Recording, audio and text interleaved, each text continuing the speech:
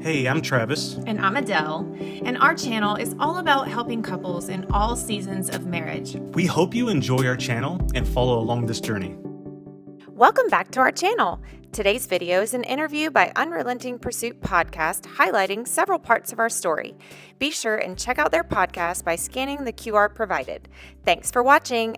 Now, let's get to the video. Hey guys, we are so happy to be back with you in season 6 of the podcast. Can you believe it's season 6? Really? Yeah. It's 6? Season 6. Wow. So here's the deal. You guys know we did not in this last season, we actually did not feature any guests this last season. And so we are so excited to have some guests this season. And you know, we are not going to bring anybody to you that is not going to provide just a major resource for you and for your marriage. And we are so thrilled to have Travis and Adelle from The Noble Marriage here with us today. Thank you guys so much for coming on and getting a chance to share with our audience. Thank you for having us. Thank you. It's an honor. We love being with both of you guys. Yeah, we definitely feel this like connection with you guys. Yeah, we met, was it last year? I think it was this past year, that we connected over via social and it's media. been amazing. Oh, yeah, all the people that we've really connected with have been over social media since we started everything. It's been so cool. Because there's nobody local. Yeah. And so, but yeah, it's been great. Yeah, and you guys have, I think we feel such a shared heart with you guys as you've navigated through the same kind of territory we have in your marriage. So we're going to give you guys a chance to share and just be open with our audience about your personal story, your journey, steps towards healing, all of that good stuff. And so we're going to hand it over to you guys and just let you guys speak life into our audience. Yeah, I was thinking when we were first doing this of how to navigate this, and we've told our story numerous times on numerous podcasts, on our own channel. We have a documentary that released recently on our story, and we have the ability to talk about our story, and it could last for a long time. But I will summarize: we had a marriage full of pain and hurt and trauma and addictions. Specifically on my side, a lot of pain and trauma from my past that led into a lot of addictions where I was very self-centered and looking into myself as a victim, but those addictions were covering pain, and those were alcoholism. I became addicted to prescription pills, shopping, pornography, lust, things like that, things that were not healthy, were not effective, and a lot of them were secrets from Adele, and I would hide these secrets and keep these secrets. But there was a point where in our marriage there was discovery of those. And then there was disclosure where I just was like, I need to tell you everything that has been going on. That was in 2018. And from that point forward, we've had about 4.5 years now of recovery, reconciliation, restoration of our marriage. And we've connected with each other. We actually like each other again, and we love each other, and we have a great relationship. And now we're doing this full time in marriage ministry. We have walked a path specifically of infidelity, and that's what we wanted to talk to you guys today about, is how did we walk that path? How did God show us in walking that path? And then how do we help other couples walk that path of going from infidelity to fully recovering and being who it is God called us to be? Yeah, and I think one of the biggest questions that I had when discovery happened was why? Why did this happen? Like, I was so shocked. I never in a million years thought that we would be that couple. And I've had a lot of time to really go back and think through that thought of, was I really blindsided by that? And what I have realized is there were a lot of red flags that I ignored and didn't have conversations with Travis about things I was seeing because I was so insecure with myself. And I was living this perfectionist lifestyle where I was putting all the perfect out to the world. And the part that's really important is I believed it. So I was seeing things happen, but I wouldn't believe that. I would choose to believe the perfect that I was displaying to everyone else. So that's where my shock came in, was the perfectionism world coming down and in destruction. And I was so consumed with what are people going to think about me? Yeah. And what I kept getting, I would land on is I'm not good enough. That's what everybody's going to think, is the reason that Travis was unfaithful in the marriage is there's something wrong with me. and how humiliating and shameful and embarrassing that was. Like, those thoughts were consuming me. And going back to the question of why did this happen, there were a lot of questions that I had around the infidelity, and a lot of them did not serve my healing. And specifically the question of why did this happen? Because no answer would satisfy what I was looking for. And what I was looking for was to be enough and worthy and significant and pursued and loved and all of those things. And I was looking to him to give me that in the why. And it would actually do the opposite. I would feel more not good enough, all of those things. And it has been a journey of learning where I get my affirmations from is from the Lord, not from him. Because when I'm depending on him to fix what's incomplete in myself, I feel more broken and more out of control. And so I do still appreciate the question of why did this happen? Because it sent us on a journey of discovering the why. And there is a why. I have recognized it's not really what I was looking for, but there is a why that infidelity happens in marriage, and it starts small. It starts so small. And I believe, like, now that we've discovered his past and my past and how they have intertwined together, it makes perfect sense why infidelity ended up being in our marriage. We were so disconnected. We didn't know how to have communication. We were in survival a lot of those years. So there wasn't connection. There wasn't intimacy in our marriage. And so I think we're all looking for that. We're looking for connection. That's why we get married, is we're looking for that connection and intimacy. Sure. I don't want to jump ahead, but I was just curious, because I don't know where it's going to go, but I'm just curious, what was your all's walk with God prior to, in 2018, or, before all this happened, or while this happened? Like, what did that look like? Because the reason I was really interested in it is because I feel like I've fallen in the trap a lot. I've worked on it a lot, where you fall in this trap of the outward showing, right? Especially like when you're in church, right? The outward showing of like, everything's perfect, everything's good, and then all of a sudden everything comes crashing down and everyone's like, what just happened? So I was just curious, like, what was your all's relationship like prior, like with Christ? Yeah, it was a very transactional relationship. I viewed God as a very judgmental, condemning God, and that just comes from my childhood, and not that anyone ever told me that. That's just kind of what I've received. And he was a God that I really wasn't sure I wanted a relationship with, and I didn't know what that even looked like. So we went to church. We were both brought up in Christian homes with wonderful families. And it wasn't until 2018 that my life was gripped in a way that I knew without God, I wasn't going to get through this. And then That's good. if you'll share earlier 2018. Very similar relationship. I did not have a personal relationship with God. I had a head knowledge of who God is. I did not have a heart knowledge of the relationship. It wasn't until 2018 when I was on a men's hike with Seacoast Church in Greenville. And this is before I found out about anything. That's right. About 6 months before she found out, that I really met Jesus on this men's hike, that Jesus that would have come and he would have saved me no matter what. He would have been there for me. And that was the same Jesus that I recognized.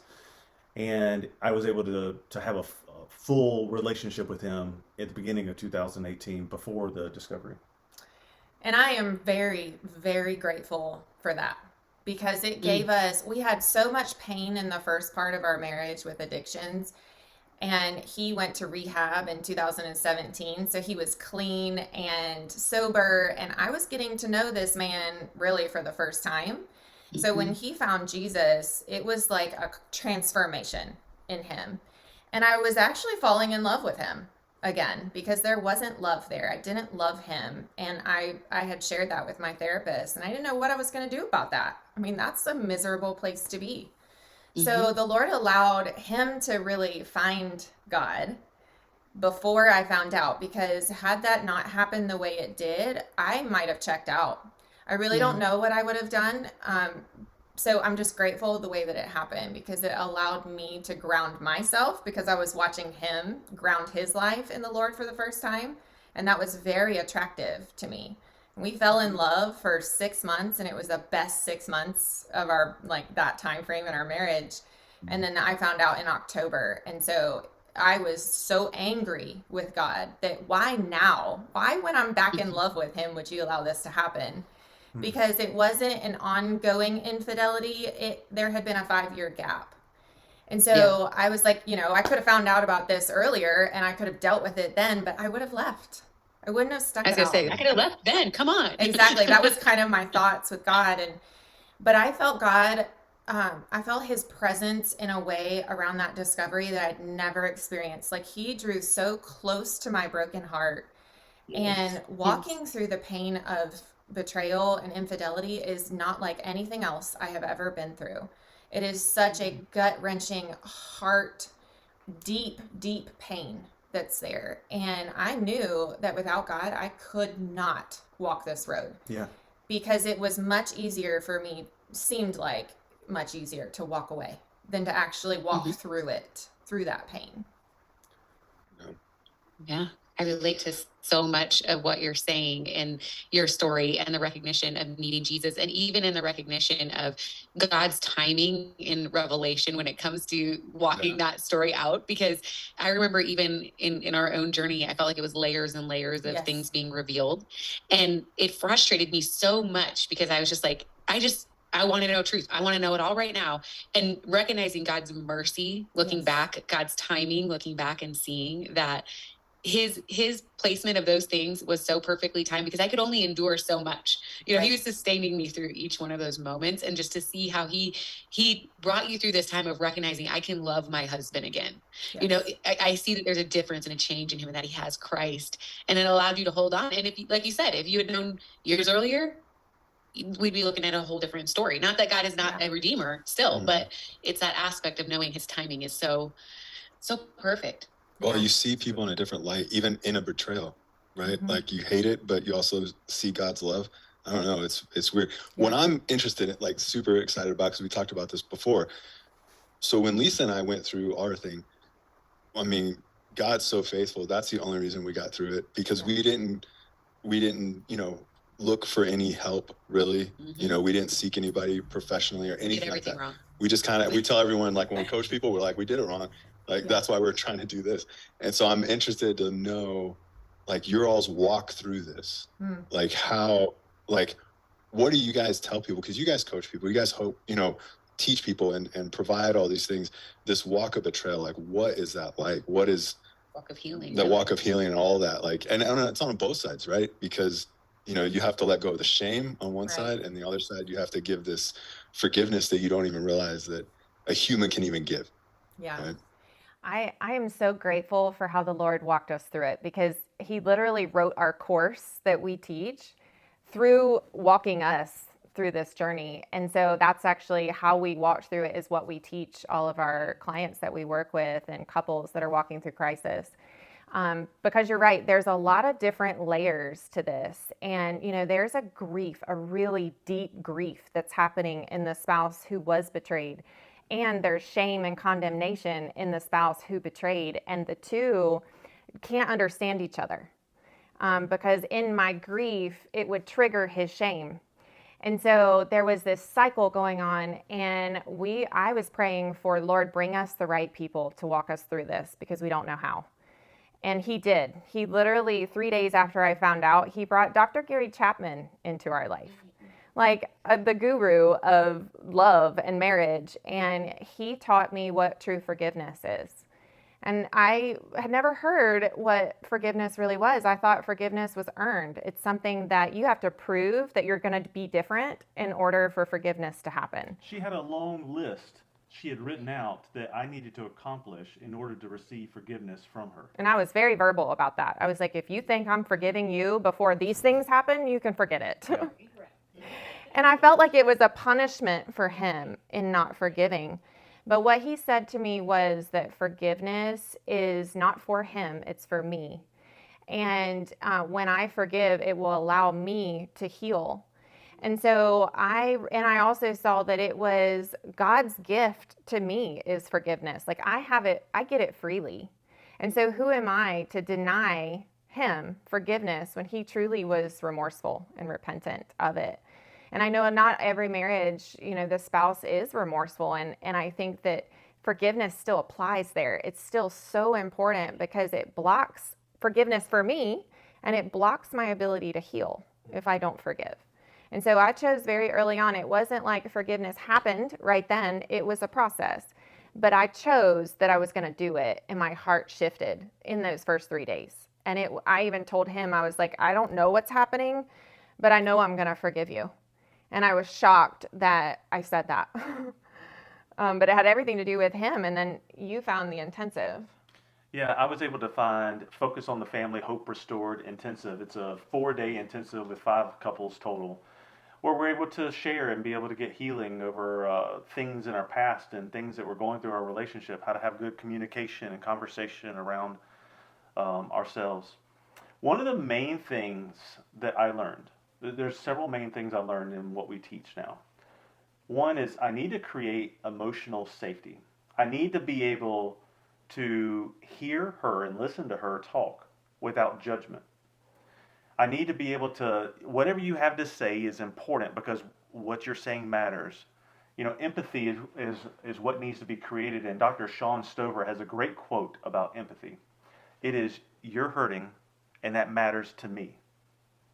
It's a great quote because it's what happens is in a conversation where I need to be able to hear her, I've got to set my judgment to the side so that I can hear what's going on. And so emotional safety is one of the priorities that we had in our relationship, not only on my side, but she had to do it too because I feel like she judges me whenever she questions me or whenever she talks. And so she had to do some extra work to be able to make sure she was being emotionally safe for me to share as well. And I would also piggyback on that we learned the why at that intensive. We learned that we brought all the things prior into marriage. And that was the reason infidelity happened. There was pornography introduction he was 8. He walked through being molested at a young age as well, multiple times. And then even had a child out of wedlock at 16. So there was a pattern that for many years, he was able to stuff all that down and keep it under wraps like everything was okay. But there comes a point in your life where you can't keep it stuffed down anymore. It will come out in your behaviors and your actions and your words even. And that's what we were seeing. And so those were the red flags that I really should have paid attention to because we could have had good communication around those things. But because there wasn't any kind of communication on a deep level, we were avoiding all of it. And so that's when it erupts like a volcano. That's good. One of my other big takeaways was personal responsibility. I became a victim. Most of my life, I've been a victim around circumstances and people where things happen to me instead of life happening for me. It was like life happens to me. And I give away my power whenever I act like a victim. And being personally responsible, not only for my actions, what I say, what I do, my past behavior, and the consequences that follow all of those. I need to be personally responsible for me. And I never knew how to do that until going through this intensive. And that was very powerful for me to learn that, because once I was personally responsible, once I was taking responsibility for my actions, words, behaviors, I became very powerful. Yeah. I became very powerful. It's attractive too. Yeah. That's It's a funny, huge right? mindset shift, right? Yes. Like I look around at the world right now, and to be a victim is popular, Yep. And it's fine to stay there, right? Yes. Like that's what's kind of pushed, right? To stay in that mentality, when what you learned was exact opposite. It was like, no, I own it. I am a victim. I can't help that, but I'm going to change my perspective on this. I'm going to have this personal responsibility. Now I have a relationship with Christ. Like all these things make you walk in victory even through those tough times, right? Like that's a huge, I think that's a huge game changer. I mean, I know you learned, all these things, and I think that alone Can change your life. can definitely change your It life. does change your life. It does, because Yeah. I mean, you look around today, and that's one of the things that gets on my nerves so much, is you can't control what happens around you, but you can control you. Yeah, right? how you And be about being it. a victim, right? And being a victim is real. That is a Yes. real thing. There are, like, my line of work, your old line of work, like, there's victims out there all over the place, and it's a horrible place to be. Mhm. But to stay in that place is so unhealthy, and Holds you back. it holds you back from so much. So I just think just hearing you talk about all this is, it's like, I get excited, Yeah. just hearing it, because seeing this walk, it's awesome. That was something I had to work through also, because I saw myself as a victim from his sin. And you were. And I just didn't have to stay there. And the Lord met me very early on in my days of just extreme grief, where I'm in a ball on the floor crying. And he told me that if I do the work to heal, he will use my story to help other people heal, and that he would bless my marriage. And I held on to that. I gripped that as tight as I could, because I knew if he was telling me that, something good was on the other side, which meant I could not stay a victim.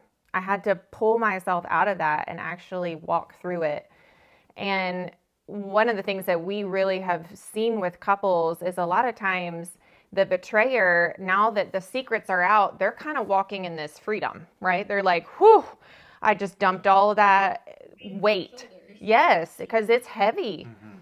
But it puts the other spouse in a prison that they weren't expecting. And that is a very heavy weight also.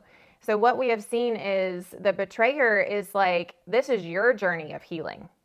You need to get healing. You need to do this. But really what we have seen is when the couple walks together through the healing process, him being there for my grief and my pain and what I'm going through and triggers and all the things that betrayal brings, but also me walking beside him as he works through shame and condemnation, and actually being with his emotions and expressing that to me of how he truly feels about the betrayal. All those things are so important that if the journey is done separate, the healing takes a much longer time to heal, like years, versus the way that God walked us through it was side by side. We had rapid healing, and I was shocked that it happened so fast. Because I remember a year after looking back going, I can't believe it's been a year. It's actually flown by, and I'm thinking about it less and less, and my triggers are going away, and I'm in love with him still, and our relationship is growing. And I've had many conversations with other women who've walked that they're 5-8 years in and they're still not there. And I think that's the difference. That's good. Yeah. Powerful stuff.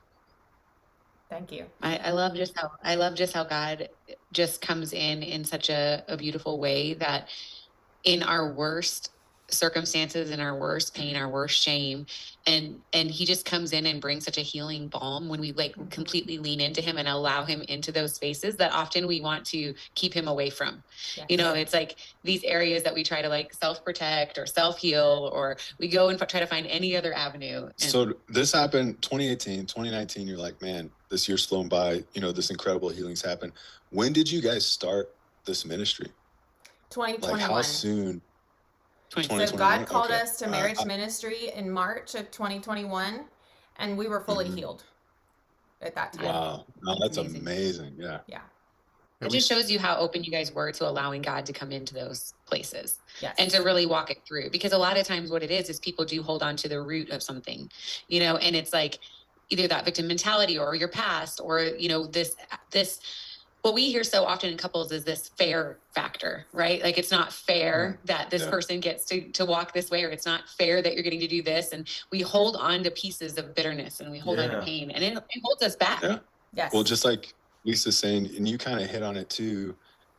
So the betrayer, once you're free, right? Like, I felt this, I was free. I was like, no more lies, no more hiding things. Like, I was free.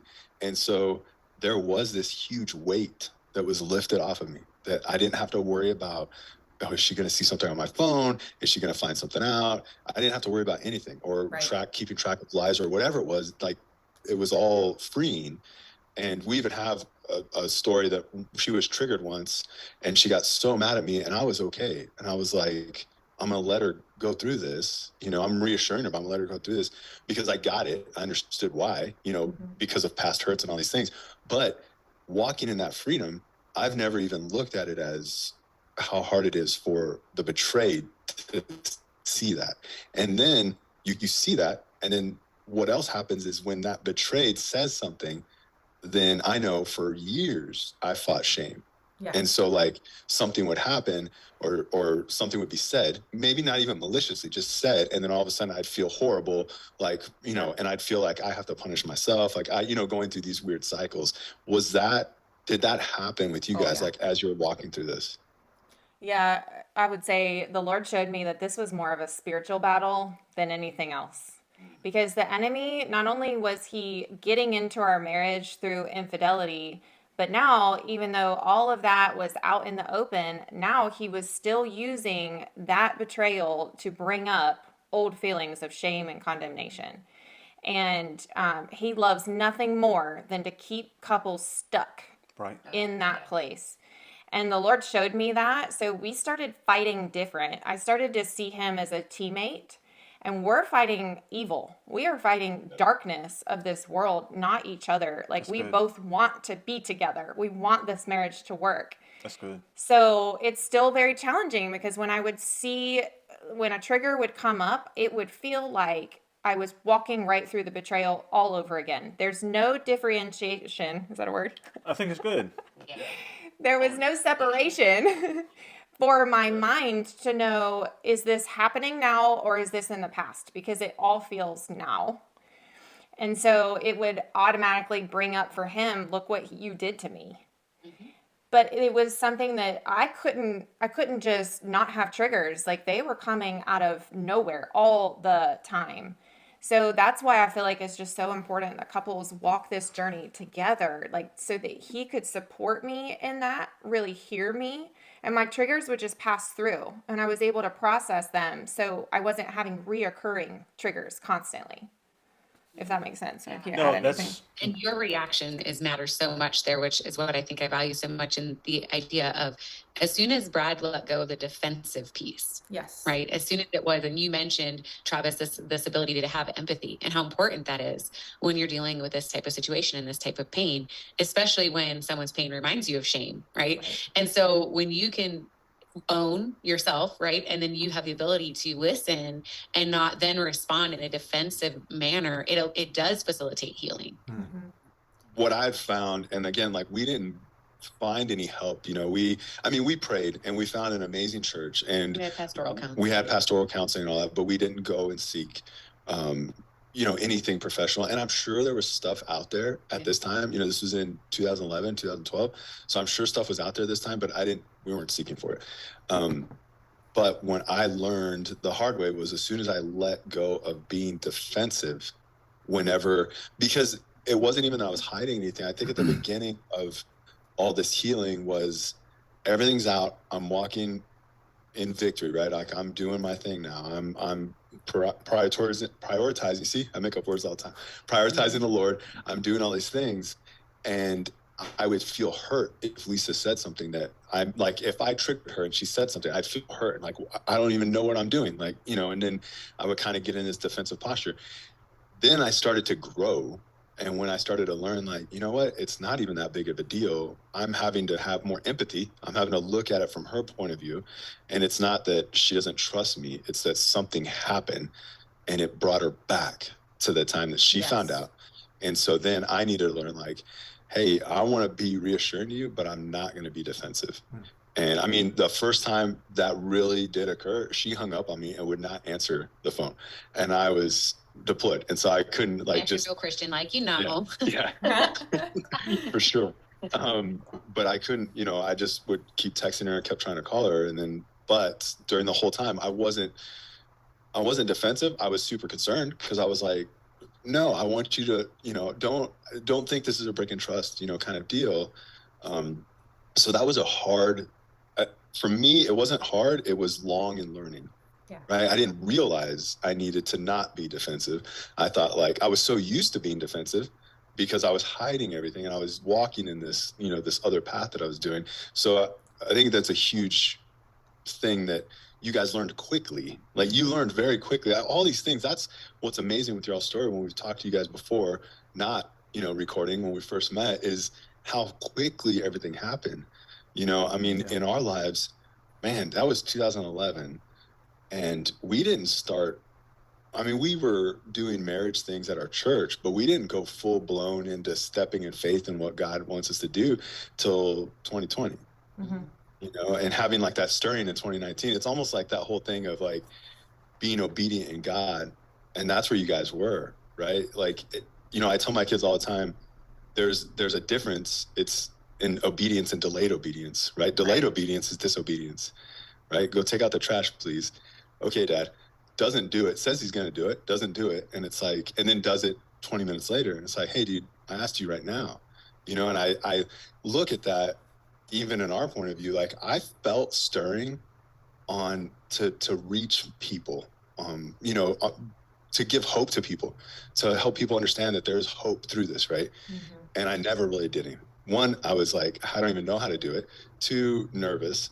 Three, maybe not 100% ready, and more of that delayed obedience in God where I was just disobeying. Telling myself, I'm not ready. When you finally just step into it and you see amazingly what God can do. And that's what I think is so cool about your walk with betrayal. Like your walk through all this it was expedited, not because you skipped steps, but because God was like, okay, you're doing what I'm asking you guys to do individually. Yeah. Now I'm going to strengthen your marriage and you're going to do this. I think it's amazing. He was really working on us, and in me specifically during that time, you would share things with me, and it would hit me sometimes, and I would have this shame come up. And you guys listening to this may experience this too, where you feel like, man, I feel like there's this weight on me, this heavy burden and weight laying over me. And the way we refer to it is kind of like this shame blanket, like this 50-pound shame blanket that will come over. Every time I did that, every single time, what I did was remove her pain from her and say, that's not important, I'm important. Mm-hmm. Every single time I would say, all right, that's not important, I'm important. Anytime I brought my shame into it. And it shut me down. It discounts her, it discounts her pain, it discounts what she's talking about, what she went through, what her experience has been, and it makes it all about me, every bit of it. And then I am left with, oh man, I feel like such a horrible person, woe is me, I shouldn't have done this, I'm really sorry. And that's not what she's wanting. That's not what she's looking for. She just wants somebody to say like, wow, you're hurting. That's painful. I'm here with you. I'm walking this road with you. And I have to let go of that shame. I have to be able to let go of that shame blanket that keeps holding me down, and realizing that that is not what I meant to carry. That's not what I meant to bring through life. That Jesus didn't set me free to be able to hold on to that. It says in the Bible, therefore there is no condemnation for those who are in Christ Jesus. And I need to be able to let go of those, because that's not Jesus condemning me. Mm-hmm. That is straight from Satan. That's straight from hell. I could put horns on that. That is not who I am. That's not being effective, being able to, that doesn't create a safe place for you. The next thing that I learned is, I know on this podcast you can't see me because I'm on video too, but I'm holding a container up near my ear. Mm-hmm. And what would happen is Adelle would speak to me. She would say things to me. And because I had this way of listening from my past, let's just say I had judgment. Mm-hmm. What she would say would like go in and mix in with my judgment. And then what would come out of my mouth is not anything to do with what she said. It's what she said mixed in with how I interpreted it through my judgment.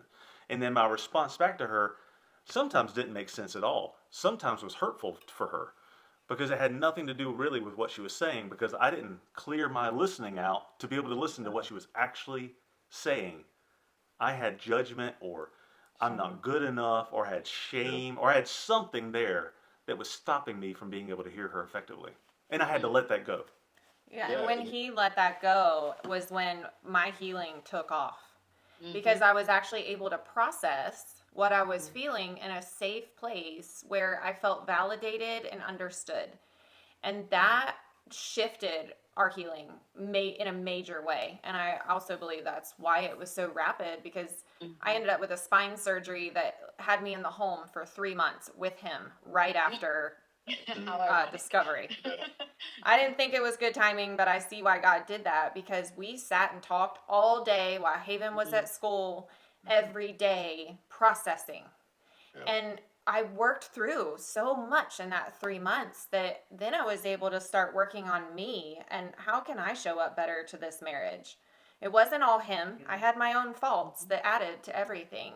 And not to mention, I was unfaithful in my heart in many ways. And so I stopped blaming and I started looking at me as the problem and how can I shift myself to improve our marriage in that way. So powerful. I think that's the cup analogy that you had.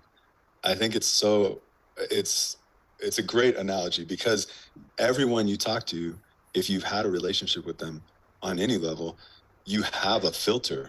Yes. Right. And if they say something, like if you've been hurt by someone before and it's gone, like it's, that was way downrange. Like, no, it doesn't even rate anymore. They don't even think about it. But when they say something, you hear it through that filter. And so you take it totally wrong. Yeah. And I think like even that little tidbit of how intentional you were to have to shift that and understand that I can't view this way. I can't filter what she's saying this way. I have to literally drop that and just understand what she's saying, and I don't quite know the steps to do that, other than I would be more like, I tell a lot of people, if you just take a step back, like in that moment, if you could just take a step back and really try to have that empathy for someone else and try to understand where they're coming from and what they're talking about, instead of filtering it through a past hurt or whatever it may be. And it might not even be the hurt that they've given you, but just in general, like you're filtering all these things through that. And did you get all this from that intensive that you guys went through? Or was this was like your own intensive, right? Yes, we dove into personal development after that. The intensive kick-started the whole process because the Lord showed us a level of understanding we'd never seen before. And so that had us very curious about what else is out there. What else can we learn that would improve our marriage and improve us as individuals? But I wanted to give one more example of how you can see empathy for the other person. And we use an example of like the way that you're looking at this cup. What side is the handle on? She's holding a cup up. Yeah, she has a cup up with the handle. For us, seeing it, it's on the left side. Yeah, so for me, it's on the right. And that's what I see. And so it's easy to stay on either side of the cup and only be able to see this one perspective. So in order for me to see what you're feeling and what you're going through and what you're saying, I have to come to this side of the cup and I have to look at it from your perspective. And when I do that, I can say, oh, well, that makes sense to me why you would be feeling that way based on your life, your past, your experiences. Right. That would be what you're going through. I wanted to touch base on two things I love that you said. First of all, I love analogies. And so the fact when Travis, you mentioned the shame blanket having actual horns on it, I love that. And the fact that sometimes we need like to actually have like a physical aspect of recognizing like this is from the enemy. Yes. Right. And sometimes we so often do not recognize the tactics of the enemy and how subtle he is. And sometimes we just need to put horns on things. Yes. We need to say, this is straight from the pit. I need to recognize it. It needs to be gone. This is hindering my healing. So I love it when we can actually visualize something like that, because I think so often we don't recognize the tactics of the enemy in our life and how he is absolutely wanting you to stay in the shame blanket, right? He's absolutely wanting you to stay in that pain, right? It's who he is. He's out to steal, kill, and destroy. So I love that. And I also think this analogy of recognizing, Travis, what you had to do is to recognize that I need to now actually hear what she's saying. I need to actually listen. And I know, Adelle, that you had to do the same thing, right? Yes. As soon as he was able to do that, you also were then able to say, now I'm going to be able to listen. Now I'm going to be able to turn and look at myself. What is my ownership here? Where do I need to grow as an individual, right? Yes. You weren't responsible for what happened. It wasn't on you. But in those moments, in our deepest pain points, we do have the ability to grow. Yes. And so we don't have to stay in those places of, well, I'm just trying to get back to what was. right? The reality is that's gone. Yep. And so you need to grow, and you guys being able to recognize, and for anyone listening, you have an opportunity in your worst pain and in your worst shame to grow. Yes. And to grow towards what can be, towards what God has for you. And so that's what it's all about, right? Mm-hmm. There's so many people that stay in the cloak of shame, or they stay in that cloak of pain. Or they spend their time looking backwards and saying, I'm just trying to figure out how to get back to where I was. And the reality is, you have to move forward. And you are a living testimony of what moving forward looks like in marriage. Thank you. Our passion is to help couples walk this road, because it is uncharted waters. You know, it's something you have no idea how to get through, and then you're faced with it, and it's like, I have no idea. And so that's why we created the course. It's called Walking Through Betrayal, and it is literally a step-by-step process for couples to walk through. We do it in a way where we encourage couples to watch all the videos together, but we do one video for the betrayer and then one video for the betrayed, because they're walking different healing journeys. Yeah. But it's so important that we know what that journey is that each other are walking, so we can walk it together. So we're so passionate about helping couples, because we got the help. The Lord brought us the help, but it was not all put together. It was in a lot of different places that we had to go find this help. And so we wanted to create something where it's all in one place. The videos are like 12 minutes or less. They're easy to digest, easy to understand. And then you get to go practice that growth that you're talking about. That's so important. That's good. Love it. Love it so much. So will you guys just share with our audience the best place for them to find some of your resources, follow you guys, get plugged into what you guys are doing? Absolutely. We'll start with what she just talked about, is that course. It's our online academy. And you can go to thenoblemarriage.com, click on courses, pick any of the courses that you're interested in. We have details about every single one. And there's some videos you could watch on that too. As well as we are The Noble Marriage on every platform: Facebook, Instagram, YouTube.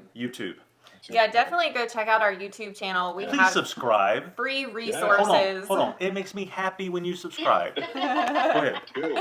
Yeah, we have over 100 videos on there of just, we want to help couples, and we want to make a difference for couples in all stages of life. So definitely go check that out. I think that's why we connect with y'all so much, is that we are on mission in the same space together. Yes. And I love that. And I love that in God's economy, this is never a competition among marriage ministries who are Christ-centered, right? Yes. We're like, Praise let's the do Lord. this together. Like, the more couples that can be impacted for growth and for God is like, hallelujah. Yes. Amen. Amen. I agree with that. And that's one thing we love about you guys, and we appreciate what you do, your audience, how you are choosing to reach out to your audience. And you guys are making such a huge difference as well. This is kingdom work. And we are, when we first met you guys, we just feel so connected to you guys and who you are and your passions. And it just lights us up too. Yep. Yeah.